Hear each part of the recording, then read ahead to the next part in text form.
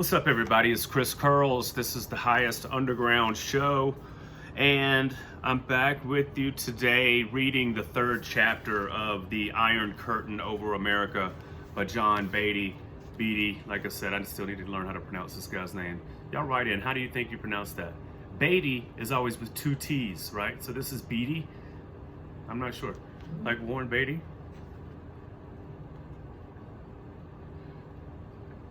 All right. Chapter 3 is called The Khazars Join the Democratic Party. If you remember in Chapter 2, it was called Russia and the Khazars, and talking about the majority of Jews who proclaim to be Jewish today are of Ashkenazi origin, which is a Turkic origin out of the Khazarian region, a country in between the Islamic Caliphate and Christendom, in between the years between the 8th and 9th centuries. Okay, Chapter 3, the Khazars joined the Democratic Party. It's about 20 pages, not too long. The triumphant Khazars, aided by other converts to communism, strengthened their grasp on prostrate Russia by a succession of purges in which many millions of Russians lost their lives, either by immediate murder or in the slow terror of slave labor camps. These purges do not concern us here as a sample of what Soviet rule would bring to America, namely, the slaying of 15 million persons on a list already prepared by name and category. Statement to the author by a former high-ranking international communist who has deserted, quote, Stalinism. The lecturer, Matt Svedik, a former FBI undercover agent, gives more recently a much higher figure. He states that almost all men and women over 30, having been found too old for, quote, re-education, end quote, would be slaughtered. For details, write to Borger News Herald, Borger, Texas, asking reprint of, quote, We Owe a Debt, end quote, from April 16th, 1952 by J.C. Phillips. Even as they subjected the Russian people to a rule of terror, the new rulers of Russia promptly and effectively penetrated the countries of Western Europe and also Canada, and as shown in Chapter 2, the United States. For their fateful choice of our country as a goal of their major, though not yet completely and finally successful endeavor, there were several reasons. In the first place, with its mutually advantageous capital-labor relations, its enormous productivity, and its high standard of living, the United States of America was an existing visible refutation of the black Soviet lie that their communist dictatorship did more than our republic for the working man.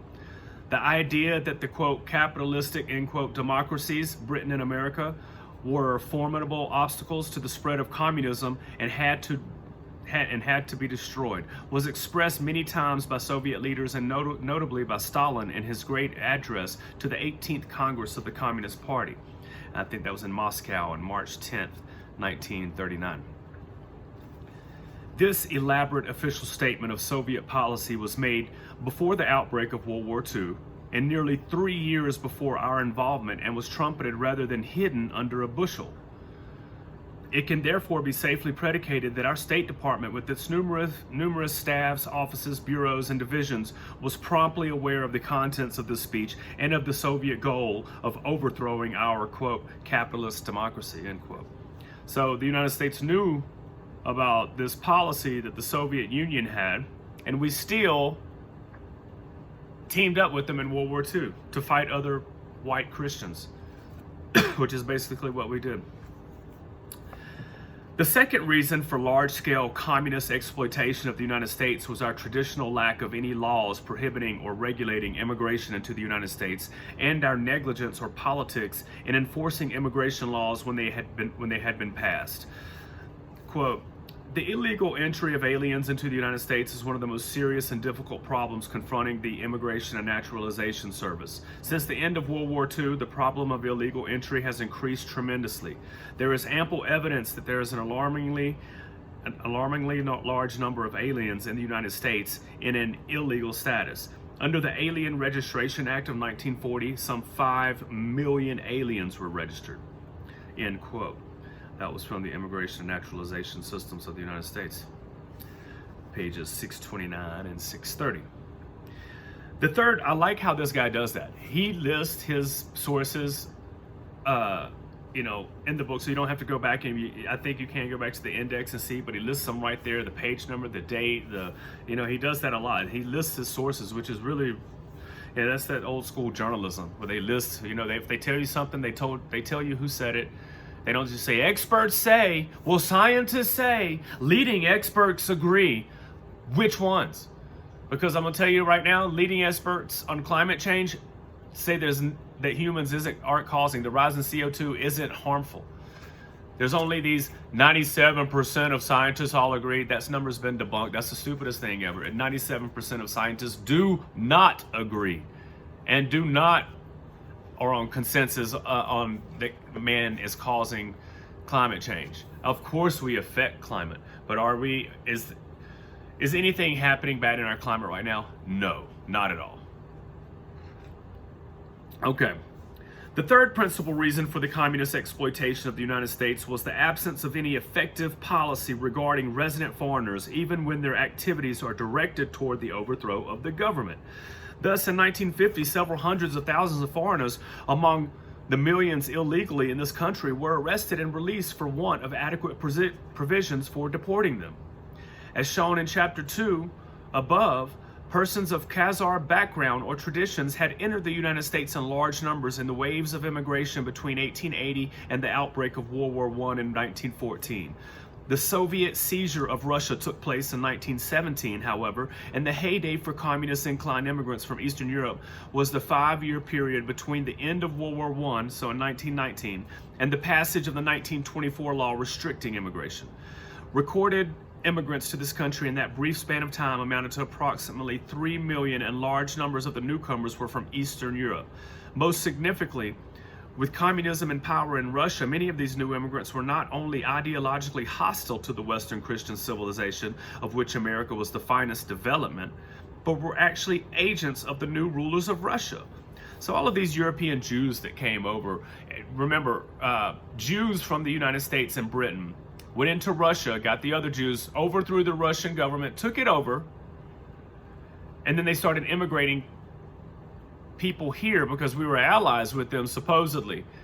And so these Eastern European Jews started immigrating to the United States, infiltrating positions of power, working together as a group, while the white people were just like thinking that, oh, we're Americans, as long as most of the country's white. And now look at it, it's almost not. We've almost been through immigration are screwing the demographics of the original American people. And all right, getting back. Most significantly, with communism in power in Russia, many of the new I read that. Conspicuous among these actual agents of the new rulers of Russia, what we were just talking about, conspicuous among these was Sidney Hillman, who had turned from his, quote, rabbinical education, end quote, to political activities of international scope. 22 years before Franklin Roosevelt gave orders to, quote, clear everything with Sidney, end quote, similar orders were given American communists by Lenin himself, Hillman being at that time president of the Russian-American Industrial Corporation at 103 East 14th Street in New York. Surely a relatively small number of Khazar immigrants from Russia came as actual Soviet agents. Not all of them came as confirmed Marxists, and some of them have doubtless conformed to the traditional American mores. The contrary is neither stated nor implied as a general proposition. The fact remains, however, that the newer immigrants, to an even greater degree than their predecessors of the same stock, were determined to resist absorption into Western Christian civilization, and were determined also to further their aims by political alignment and pressure. In the first 3 decades of the 20th century, few of the several million non-Christian immigrants from Eastern Europe were attracted to the Republican Party, which was a majority party with no need to bargain for recruits. Let me see here. That's kind of so few. So not really, they were all Democrats, all right. The Democratic Party, on the contrary, was in bad need of additional voters. It had elected Woodrow Wilson by a huge electoral majority in 1912 when the Republican Party was split between the followers of William Howard Taft and those of Theodore Roosevelt. But the Democratic popular vote was 1.4 million less than the combined Taft and Roosevelt votes. In fact, between 1892 and 1932, the Democratic candidate had pooled more presidential popular votes than the Republican candidate only once, when Woodrow Wilson was elected to a second term on the slogan, quote, "He kept us out of the war." And it's funny because he didn't. So let me see here. They were talking about the 1892 election, Cleveland's election over Harrison, and 1932 FDR's election over Herbert Hoover. Now, when Woodrow Wilson won this majority in 1912, he would not have won if it was just one or the other Republicans running against him. And I want to say that I've read something and heard that I think maybe Taft, either someone paid Taft or Roosevelt to run to split the vote so that Wilson could win. It was all planned. Like, I think at the last minute, one of these guys decided to run. I think Roosevelt. And I'm not, because he was already president once. And back when the Spanish-American War, I think, is when he was president, because he enlisted in it to go fight it. I mean, this man was tough. But yeah, I think that he ran to split the conservative ticket, giving Wilson the easy path to the presidency. All right. So, and Woodrow Wilson had his, he was running for president. His slogan was, "He kept us out of the war," and ended up, after he got elected, brought us into the war. So, in all the other elections, Republican majorities were substantial. Applying arithmetic to the popular vote of the 7 presidential elections from 1904 to 1928 inclusive, it is seen that on the average, the Democrats, except under extraordinary circumstances, could not in the first 3 decades of the 20th century count on as much as 45% of the votes. In addition to its needs for more votes, the Democratic Party had another characteristic which appealed to the politically minded Eastern European newcomers and drew to its ranks all but a handful of those who did not join a leftist splinter party. Unlike the Republican Party, which still had a fairly homogenous membership, the Democratic Party was a collection of several groups, kind of like it is now. It's got the blacks, the gays, the this, the that. It's not a collection of people who all have a like mind. It's all a bunch of people who hail under the banner of "we are oppressed."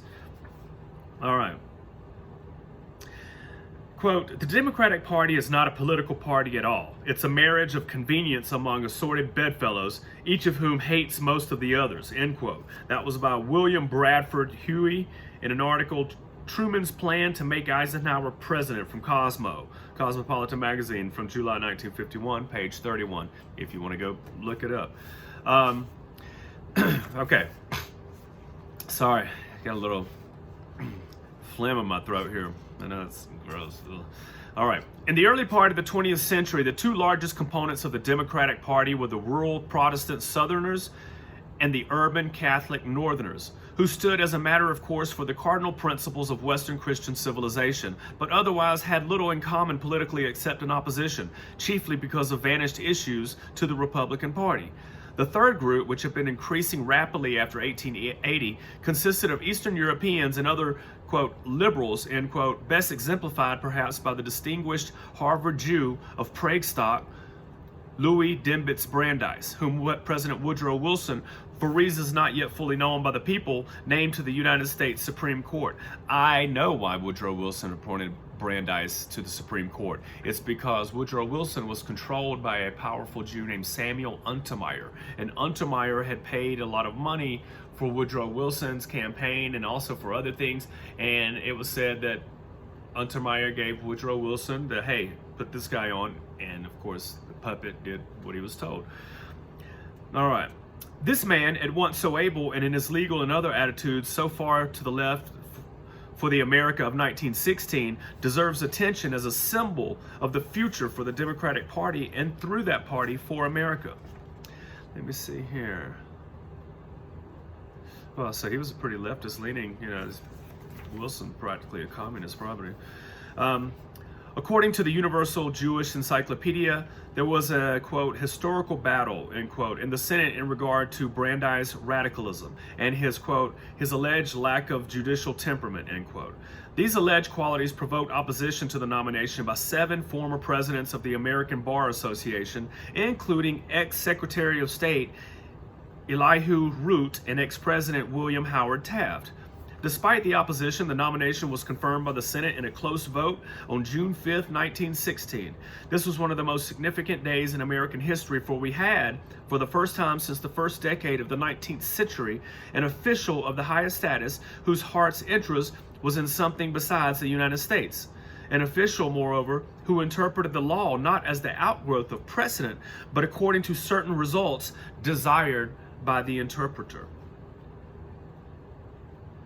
Wow. All right, I wonder what, this was the most significant days before we had for the first time, all right, since the first decade of the 19th century. That's in 1810. I wonder, they talking about Benedict Arnold, whose highest status and heart center was in something besides the United States. I bet they're talking about Benedict Arnold, the traitor. Okay, getting back. The entire article on Justice Brandeis in the Universal Jewish Encyclopedia should be read in full if possible. Here are a few significant quotations. Quote, during the World War, Brandeis occupied himself with the close study of the political phases of Jewish affairs in every country. Since that time, his active interest in Jewish affairs has been centered in Zionism. In 1919, he visited Palestine for political and organizational reasons. He has financed various social and economic efforts in Palestine. End quote. As a justice, Mr. Brandeis, quote, never worried about such academic perplexities as the compatibility of Americanism with the minority culture or a Jewish homeland in Palestine. Breaking away from the accepted legal catechisms, he thoroughly and exhaustively probed the economics of each and every problem presented. The truth of his conviction that our individualistic philosophy could no longer furnish an adequate basis for dealing with the problems of modern economic life is now generally recognized. He envisages a cooperative order. Brandeis feels that the Constitution must be given liberal construction. Of course, a Jew gets on the Supreme Court and talks about how Americans need to liberalize their Constitution or communize it, basically. All right. This may be taken as the beginning of the tendency of our courts to assume by judicial decisions the function of legislative bodies. There is testimony also to the influence of Brandeis over Wilson as a factor in America's entry into World War I and its consequent prolongation with terrible blood losses to our participants, especially among boys and young men of British, French, and German stock. Although Britain had promised self-rule to the Palestine Arabs in several official statements by Sir Henry McMahon, the highest commissioner for Egypt, by Field Marshal Lord Allenby, commander of the chief and British military forces in the area, and by others, President Wilson was readily won over to a scheme concocted later in another compartment of the British government. This scheme, Zionism, attracted the favor of the Prime Minister, Mr. David Lloyd George, who, like David Lloyd George, who, like Wilson, had with prominent Jews certain close relations, one of which is suggested in the Encyclopedia Britannica on the first Marquess of Reading, previously Sir Rufus Daniel Isaacs. Thus, according to S. Landman in his paper, quote, Secret History of the Balfour Declaration, after an understanding that had been arrived at between Sir Mark Sykes and Weizmann and Sokolow, it was resolved to send a secret message to Justice Brandeis that the British cabinet would help the Jews to gain Palestine in return for active Jewish sympathy and support in USA for the Allied cause, so as to bring about a radical pro-Allied tendency in the United States. An article, The Origin of the Balfour Declaration, is more specific. According to this source, certain representatives of the British and French governments had been convinced that the, quote, best and perhaps only way to induce American president to come into the war was to secure the cooperation of Zionist Jewry by promising them Palestine, end quote. In so doing, quote, the Allies would enlist and mobilize the hitherto unsuspectedly powerful force of Zionist Jewry in America and elsewhere, end quote. Since President Wilson at that time, quote, attach the greatest possible importance to the advice of Mr. Justice Brandeis, end quote. The Zionists worked through him and helped to bring America in. Now, he's quoting a lot of these things like it's very short sentences because he's telling that Wilson said something, but it's an actual quote that he's using from the Jewish Chronicle, World Jewry from March 1st, 1935, the Jewish Chronicle from February 7, 1936. So when he's doing this, he's quoting, he's using these guys' own words to show you what they're saying, but presenting it in still a story. Okay, getting back. The strange power of Brandeis over President Wilson is indicated several times in the book Challenging Years, the autobiography of Stephen Wise. Rabbi Wise, for instance, spoke of Wilson's quote, leaning heavily, as I well know he chose to do, on Brandeis, end quote, and records a surprising remark by the supposedly independent-minded World War I president. To Rabbi Wise, who spoke of Zionism and the plans for convening the first session of the American Jewish Congress, Wilson said, quote, whenever the time comes and you and Justice Brandeis feel that the time is right for me to speak and act, I shall be ready, end quote. So basically, like I said, he's their puppet. Now, this rabbi, they're talking about Stephen Wise. He's got a famous quote from back then and says, some call it communism, I call it Judaism. Communism is weaponized Judaism. So anybody who's against communism, you have to be against communism and Talmudism, because that's where it stems from, the Talmud. Now, all right, getting back. The authenticity of these statements, which are well documented in the sources from which they are quoted, cannot be doubted. Full evaluation of President Wilson will have to wait until the secret archives of World War I are open to the public. Meanwhile, however, the management of the war in such a way as to bleed Europe to death casts persistent reflections upon the judgment, if not the motives, of President Wilson and Prime Minister David Lloyd George of Great Britain. Their bloody victory and their failure in peace stand in strong contrast to Theodore Roosevelt's dramatic success in ending rather than joining the great conflict between Russia and Japan, which Russia and Japan in the Russo-Japanese War is 1904 and 1905. World War I also, but the Russo-Japanese War was kind of the beginning of old school war and modern technology and metal guns and bullets, and like they could shoot more than, not your musket type stuff. They had artillery and missiles that were not missiles, but artillery that they were shooting miles from where they were located. And that's why in the First World War, more people were killed in almost any of the major battles than all of the wars of Europeans combined throughout history. It was incredible. I mean, it was basically, the air was filled with lead. That's why they had to dig the trenches and go underground, because if you were standing up and you were getting smacked. I mean, it took them a little while. When they went into World War I, they were on horseback, some of them with swords and cloth hats and feathers in them and like these bright clothes and shit. And it didn't take them long to start making helmets for everybody that were metal, because the bullets, people, a cloth helmet is not going to, or a cloth hat is not going to do anything. So that's where that came from. But anyway, all right, getting back. All right. Let me see here. All right, 10 more pages. After the 8-year rule of President Wilson, the Democratic Party was retired from office in the election of 1920. For the next 12 years, the three diverse groups in the party, Southern Protestants, Northern Catholics, and Brandeis-type liberals, were held loosely together by leaders who helped each other toward the day of victory and the resultant power and patronage. Tactfully accustomed to ask no questions of each other, these leaders, still mostly Southern Protestants and Northern Catholics, did not ask any questions of the party's rapidly increasing contingent of Eastern Europeans.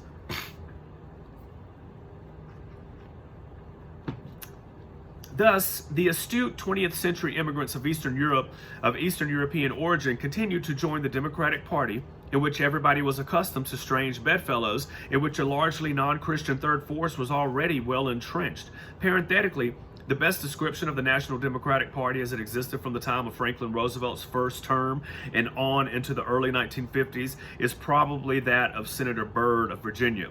Speaking at Selma, Alabama on November 1st, 1951, He described the party as a, quote, heterogeneous crowd of Trumanites, end quote. And he added that the group, quote, if it could be called a party, is one of questionable ancestry, irresponsible direction, and predatory purposes, end quote. Woodrow Wilson, who was definitely the candidate of a minority party, was elected in the first instance by a serious split in the Republican Party. By constant reinforcement from abroad, however, the third force of Eastern Europeans and associates of similar ideology was instrumental in raising the Democratic Party from a minority to a majority status. Some daring leaders of the alien or alien-minded wing conceived the idea of being paid in a special way for their contributions to victory. Their price, carefully concealed from the American people, including, of course, many lesser figures among the Eastern Europeans, was the control of the foreign policy of the United States. At a glance, the achievement of such an objective might seem impossible.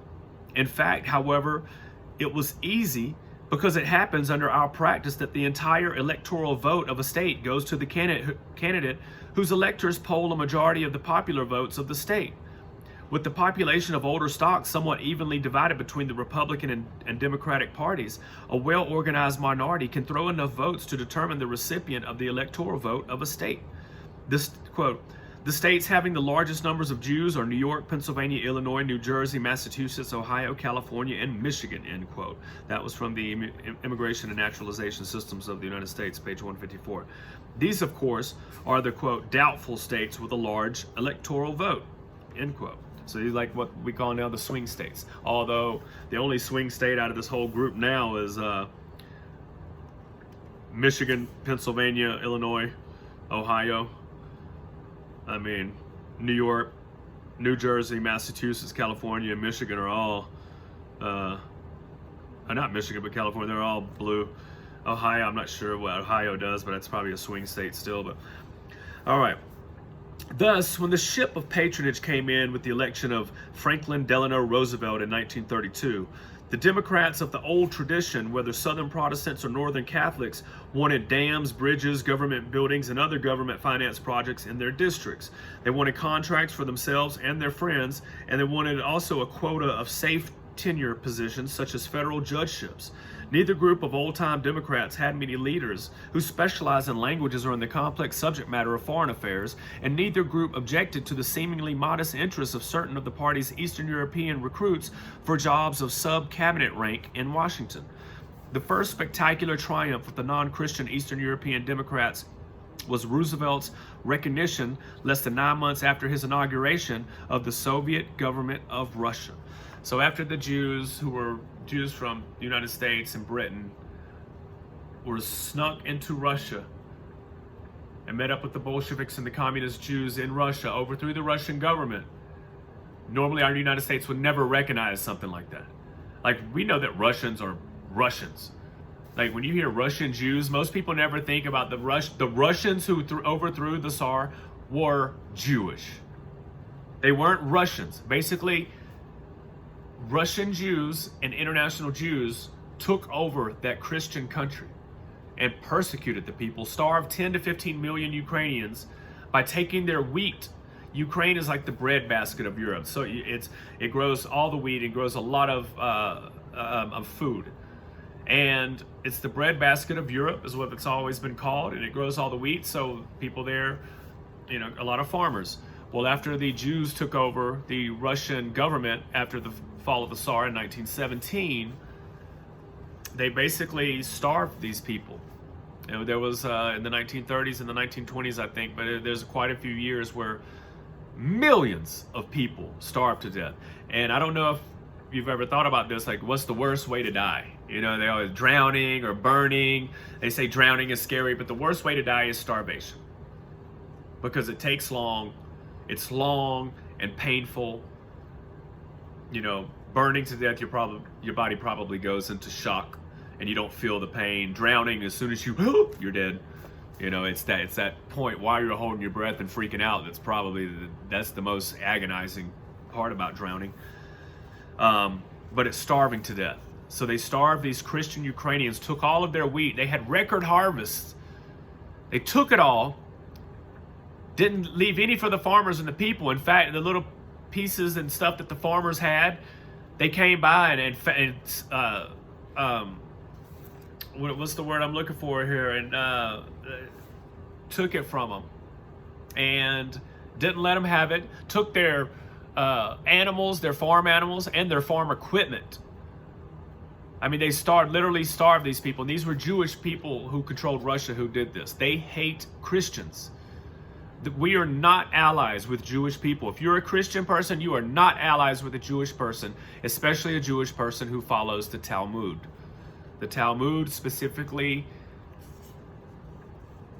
allows Jewish people to hate Christians and to take advantage of them, lie, steal, lie, steal, and cheat. But anyway, so let me see here. Where were we at? So yeah, when Roosevelt acknowledged the Russian government as official, the United States, we are not acknowledge the Russian government as official, we fucked up. We basically said, yeah, these people who just overthrew a government, who installed this government, yeah, we recognize them as legitimate. No, they weren't legitimate. We would never do that now. Like if ISIS overthrows Israel, we would never recognize ISIS as being the legitimate runners of Israel. We would go help the Israelis. Even though, they say that ISIS is the Israeli Secret Intelligence Service.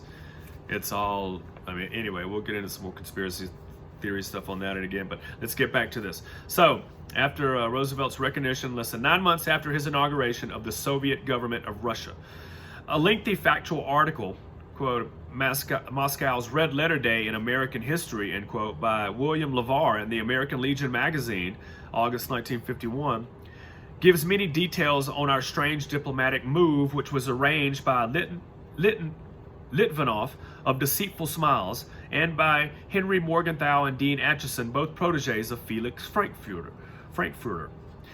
Incidentally, Litvinov's birth name was Wallach, and he used the name Finkelstein.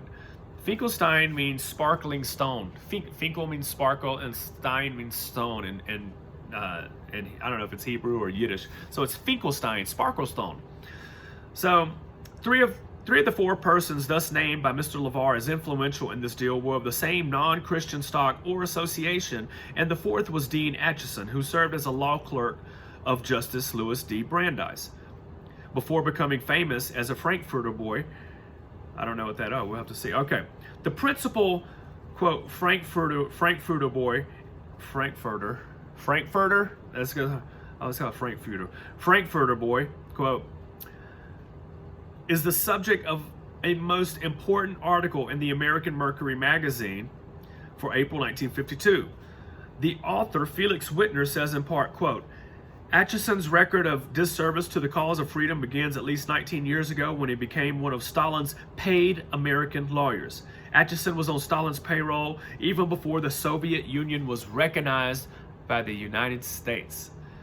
And y'all will hear a lot of, if you go and look at this, Dean Acheson, you'll hear a lot about this time with him and certain senators and the Federal Reserve and the justices on the Supreme Court. He was obviously in with the Jews. Mr. LeVar's article should be read in full, among other things, for its analysis of F.D. Roosevelt's betrayal of Latin America to penetration by communism. Bearing on the basic questions of the recognition of the Soviet, here are significant quotations. Quote, this is like a 2-page quote right here. All right, here we go. The very special agent from Moscow, commissar of all the Red Square's nefarious international machinations, chief of the Kremlin scheme for communizing the American hemisphere, sat victoriously at the White House desk at midnight, smiling at the President of the United States. For 15 deceitful years, the corrupt Kremlin had tried to obtain a communist base protected by diplomatic immunities within the United States. 4 presidents, Wilson, Harding, Coolidge, and Hoover, had refused to countenance Moscow's pagan ideology or its carriers. But here, at last, was a president the communists could deal with.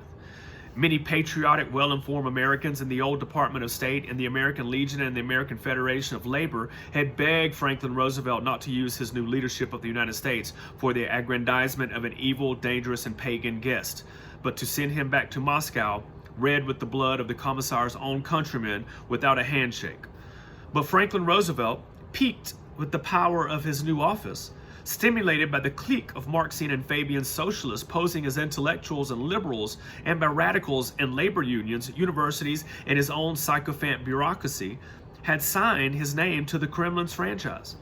Without the approval of Congress, he made an actual treaty with the Soviets, giving them the right to establish a communist embassy and consulates in the United States, with full diplomatic hospitalities and immunities to Stalin's agents, the bloody Bolsheviki. So, without the approval of Congress, after 4 presidents would never agree to give, obviously to recognize the Soviet Union, and then after the overthrow of the royal family by the Jews, they would never recognize it as a official state, official nation, and certainly wouldn't give them an embassy here in the United States, but Roosevelt did. You know, Roosevelt was a traitorous cripple whose wife was a lesbian, and that's why he was in a wheelchair, so he couldn't fuck his wife. His wife hung out with a bunch of gay people like Gore Vidal, who I love. I love reading Gore Vidal stuff and listening to him talk. But she was a lesbian. I mean, I don't know if Franklin Delano Roosevelt was gay or just maybe he liked to watch. You know, obviously he's in a wheelchair with polio. He couldn't make love to his wife. Maybe they had, you know, I'm not even sure if they had kids. Maybe they had kids for the family's sake. But yeah, it's known that Eleanor Roosevelt was a lesbian. But anyway, and then he goes off and sells the country out without the approval of Congress. He's surrounded by Marxian and Fabian. Fabian school and Marxists they're basically the same thing. They're communists, led by Jews. You know, communism, Marxism, Fabianism, it's all started by Jews and their ideology, which is, you know, collectivism, with them at the top. All right. November 16th, 1933, at midnight, exclamation point on that one. That is a date in American history our children will long have tragic cause to remember. That was the day Soviet Foreign Commissar Maxim Litvinov, plunderer of Estonia and the Kremlin's first agent for socializing England, sat down with Franklin Roosevelt after Dean Acheson and Henry Morgenthau had done the spade work of propaganda, and made the deal that has led the American people and our once vast resources into a social and economic calamity to the very brink now of national and international disaster. One of the greatest concentrations of factual information, wise analysis, police records, and military intelligence ever to pile up spontaneously on one subject in Washington, all documenting the liabilities of dealing with the Kremlin, had no effect on Franklin Roosevelt. He had appointed Henry Morgenthau and Dean Acheson, both proteges of Felix Frankfurter, to quote, study, end quote, trade opportunities between the USSR and the United States, and he praised their report of the benefits to come to all U.S. citizens from Soviet, quote, friendship. I'm not opposed to being friends with Russians, but Soviets, the Jew, these evil, pagan, atheist Jews, yeah, and American people need to distinguish between the two. Because when we see Russia, we think of Russia. The people who were controlling Russia back then were Russian Jews and American Jews together overthrowing and oppressing the Russian people. A lot of the Soviet army that was fighting on the Eastern Front against Germany were from satellite countries bordering on Russia, the Mongols, the people who look Asian. You know, these people from Kazakhstan, and they didn't look white and European. They were Asian, they were Mongols. And anyway, like, all right, come. All right. The record shows that we're still in the same quote. The record shows that Cordell Hull, upon the receipt of this authentic document disclosing the Soviets' continuing duplicity, sent a note of protest to Moscow. But President Roosevelt could not be persuaded to withdraw his diplomatic recognition. He began instead the reorganization of the State Department in Washington and the dispatching to far isolated posts of its anti-communist career officers. The Roosevelt-Stalin deal of November 1933 has been so costly to us as a nation and as a hemisphere that the full appraisal of our losses and liabilities will not be known for several generations. The Kremlin's gains within the United States and communism's cost to us is only now, in 1951, after 18 years of suffering a Soviet embassy in our capital and its agents to roam the states, coming to public consciousness. It has truly been a costly era of mysterious friendship for an appeasement of the devil, of un-American compromises with deceit and pagan ideologies. Some of its protagonists are now dead, their graves monuments to our present predicament, but others, again mysteriously, have been allowed to step into their strategic places. End quote. Under the sort of government described by Mr. LeVar in his Legion article, large numbers of recently arrived and recently naturalized, quote, citizens, end quote, and their ideological associates were infiltrated by appointment or by civil service into the State Department, the presidential coterie, and other sensitive spots in the government. So it's basically communists took over special positions in our government. These people who are affiliated with the Eastern European Jewish communistic ideology. That's how Alexi puts it. Citizens. Because that's what it is. Citizens. Even today when people come over here from Nigeria and they're a citizen of the United, I am American. No, you're not. You might be a citizen here, but you're not an American. An American is people. And it is a culture. It is a specific people and culture from European descent. It is not, you can't come here from Africa and then be American. I'm sorry, it doesn't. American is not an idea. It is not an ideology. And people who say that it is have been influenced by Jewish communistic ideology. Don't listen to them. They're lying. They don't know what the fuck they're talking about. If you ask someone in the 1920s what an American was, they would show you a picture of a white man in a movie, you know, Humphrey Bogart, Clark Gable, someone like this. And yes, black people were here from slavery. That was a messed up situation, and they should stay here and take the benefits because they, you know, suffered a lot.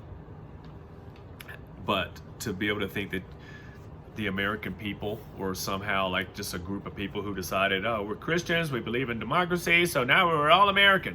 No, they were people from Europe. That's who came here.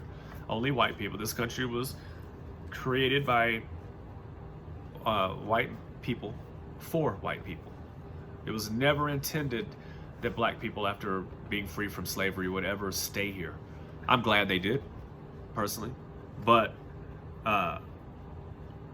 it was never that was never the plan. So Americans are a people. We're not an idea. Okay. Among those who feathered their Washington nest in this period were not only leftist East Europeans, but actual communist converts or, quote, sellouts, quotes, to the Communist Party among Native Americans. Well, let me see here.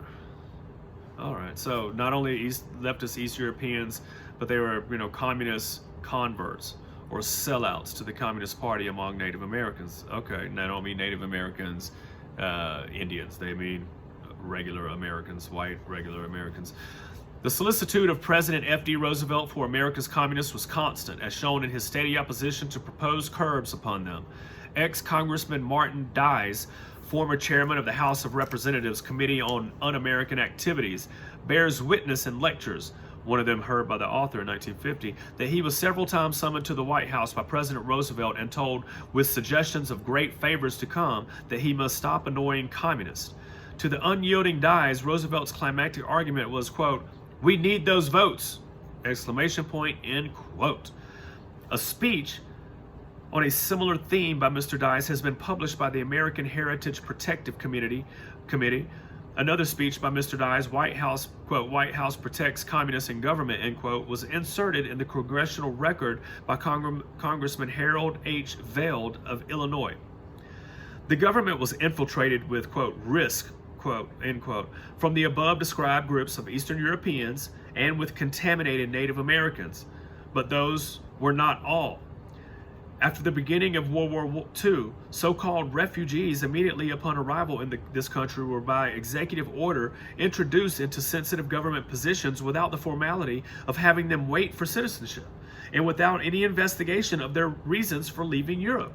So, at the beginning of World War II, these so-called refugees, by executive order, and we need to stop this executive order bullshit. Executive orders are, you know, basically we have a process of legislation for a reason, so that we don't have a king. You can't just pass an order and make it a law and people have to follow it, because you have these governors now passing mask mandates order. A mandate is not a law, and a governor cannot make a mandate that affects a regular citizen.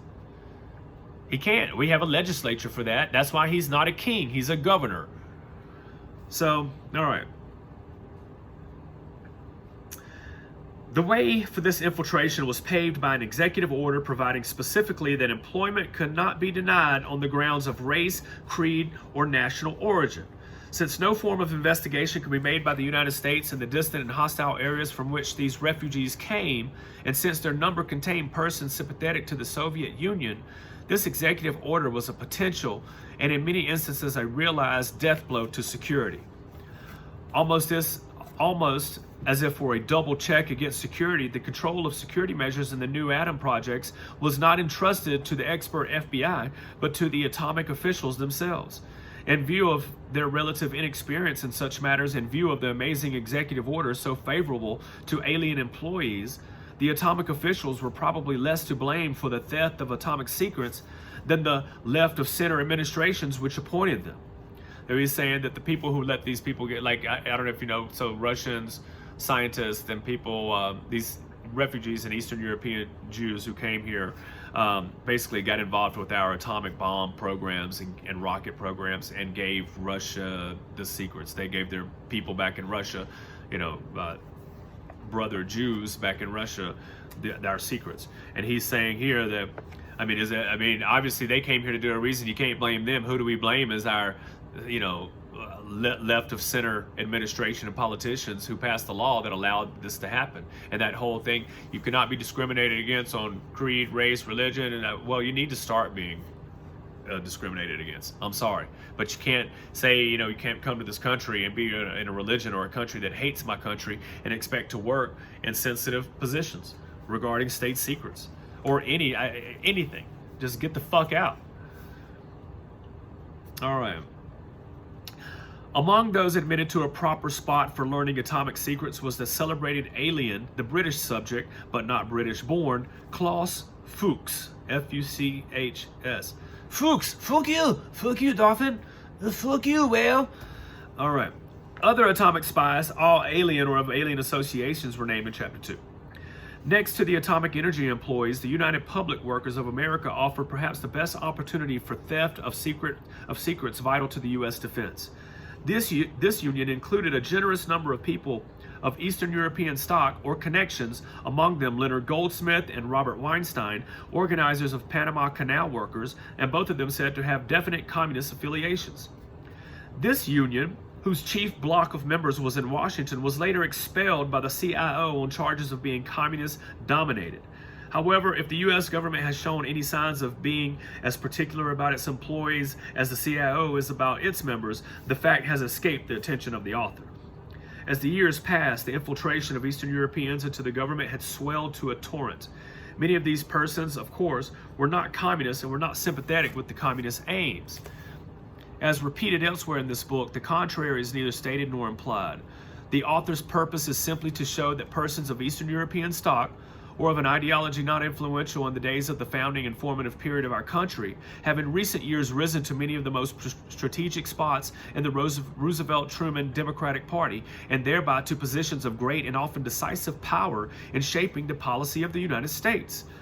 The subject was broached by W.M. Kiplinger in a book called Washington is Like That. According to a Reader's Digest condensation entitled, quote, The Facts About Jews in Washington, quote, Jews were by 1942 conspicuously numerous in government agencies and departments concerned with money, labor, and justice. The situation stemmed from the fact that non-Jewish officials within the government, acting under the direction of the president, were trying to get various agencies to employ more Jews. The influence of persons of Eastern European origin or of related origin or ideology reached its peak thus far with Mr. Milton Katz at the helm of U.S. policy in Europe to mid-1951.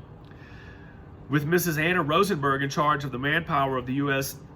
Army, Navy, and Air Corps, and with Mr. Manley Fleischman as administrator of the Defense Production Administration, and with Mr. Nathan P. Feinsinger as chairman of the Wage Stabilization Board. Likewise, in October 1948, when President Truman appointed a Committee on Religious and Moral Welfare and Character Guidance in the Armed Forces, he named as chairman Frank L. Weil of New York, a lawyer and president of the National Jewish Welfare Board. It is interesting to note the prominence of persons of Khazar or similar background or association in the socialist minority government of the United Kingdom and in French politics, beginning with Leon Blum. Among them are the, I don't know, that is RT Honorable something, RT Honorable Emmanuel Shinwell and Minister Jules Moke, archfoe of Marshal Pétain, who have recently held defense portfolios in the British and French cabinets, respectively. Just as in America, the non-Christian characteristically joins the Democratic Party, so in Britain he joins the leftist Labour Party. Thus, the British House of Commons, sitting in the summer of 1951, had 21 Jews among its Labour members and none among its Conservative members. Whatever his racial antecedents, Mr. Clement Attlee, long leader of the British Labour Party and Socialist Prime Minister, has for many years received international notoriety as a communist sympathizer. For instance, he visited and praised the English company in the International Communist Force in the Spanish Civil War. A few persons of Eastern European origin or background, or associated with persons of such background, in positions high of strategic or both, have already been named by the author, and others, when their prominence demands it, will be named in the pages which follow.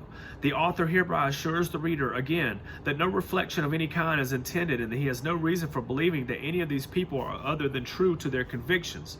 First on any list of Americans of Eastern European origin should be the Vienna-born Felix Frankfurter, who in the middle 20th century appears to have replaced, quote, the stock of the Puritans, quote, as the shining light and symbol of Harvard University. And Harvard's been ran almost, like, I think presidents of universities are like Jewish, like over 50% are Jewish presidents of universities. And like when you're talking about these universities, like Harvard, president of Harvard is Jewish, Princeton, Yale, these people run these universities. Any of the elite Ivy League schools are run usually by Jews. And he talks about in the middle 20th century appears to have replaced. So in the middle 20th century, Harvard went from being Puritan to Jewish. After leaving his professorship in the Harvard Law School, Dr. Frankfurter became a Supreme Court Justice and President Franklin Roosevelt's top flight advisor on legal and other matters. In the formation of our national policies, his influence is almost universally rated as supreme. I suppose, quote, I suppose that Felix Frankfurter has more influence in Washington than any other American, quote, wrote Reverend John P. Sheeran, editor of the Catholic World, in March 1951. And the Chicago Tribune, owned by the Presbyterian Colonel Robert R. McCormick, has voiced a similar opinion. In fact, Mr. Justice Frankfurter is frequently referred to by those who know their way around Washington as the, quote, President, end quote, of the United States. In a recent gag, the question, do you want to see a new picture of the President of the United States, is followed up by showing a likeness of Frankfurter. Mr. Justice Frankfurter is influential not only in counsel, but in furthering the appointment of favored individuals to strategic positions. The so-called Frankfurter boys include Mr. Atchison, with whom the Justice takes daily walks, weather permitting, Alger Hiss, Lee Pressman, David Niles, long a senior assistant to President Truman, Benjamin V. Cohen, long counselor to the Department of State, David Lilienthal, long chairman of the Atomic Energy Commission, John J. McCloy, Joe Rao, Nathan Margold, Donald Hiss, brother to Alger, and now a member of the Aitchison Law Firm, Milton Katz, and former Secretary of War Robert Patterson, 100% Frankfurter employee. All names and quotes in this paragraph are from Drew Pearson's syndicated column of February 1st, 1950. I guess that's from the New York Times. All right. A powerful government figure, the Russian-born Isidore Lubin, was frequently summoned by President F.D. Roosevelt for the interpreting of statistics and was subsequently a United States representative to the UN. So they, I guess his name is Lubin. And they got in here, I guess President Roosevelt, send for lube. Send for lube. Oh, get old lube. I need lube in here. That's funny. Leo Pasvolsky, Russian-born, was a was long a power in the Department of State, being, among other things, Executive Director Committee on Post-War Program 1944, and in charge of international organization and security affairs. Among others, very close to Roosevelt, let me see here. Among others, very close to Roosevelt II were Samuel Rosenman, who is special counsel, was said to write many of the president's speeches, Henry Morgenthau, Secretary of the Treasury and sponsor of the vicious Morgenthau Plan, and Herbert Lehman, Director General of the United Nations Relief and Rehabilitation Administration, most of whose funds, principally derived from the U.S., were diverted to countries which were soon to become Soviet satellites as a result of the Yalta and Potsdam surrenders. Strategic positions currently or recently held by persons of Eastern European origin or ideological association with such people include a number of assistant secretaryships to members of the cabinet, among them incumbents in such sensitive spots as defense, justice, Customs and Solicitor General's office, and labor. The governorships of vital outposts such as Alaska, 3 miles from Russia, and the Virgin Islands near the Panama Canal, appointments in the executive office of the President of the United States, positions in organizations devoted to international trade and assistance, membership on the Atomic Energy Commission, and membership, which may be best described as wholesale, in the U.S. delegations to the United Nations. The number of persons of Eastern European origin or connection in the appointed positions of strategic significance in our national government is strikingly high in proportion to the total number of such persons in America. On the contrary, in elective positions, the proportion of such persons is strikingly below their numerical proportion to the total population. The question arises, does the high ratio of appointed persons of Eastern European origin or contacts in the United States strategic positions reflect the will of the U.S. people? If not, what controlling will does it reflect? Like what controlling will, what controlling influence does it reflect? So obviously these people have tremendous sets of power. That's the end of chapter 3. And the Khazars joined the Democratic Party. Chapter 4, the unnecessary war, I'm going to read and put up in the next couple of days. Thanks for listening.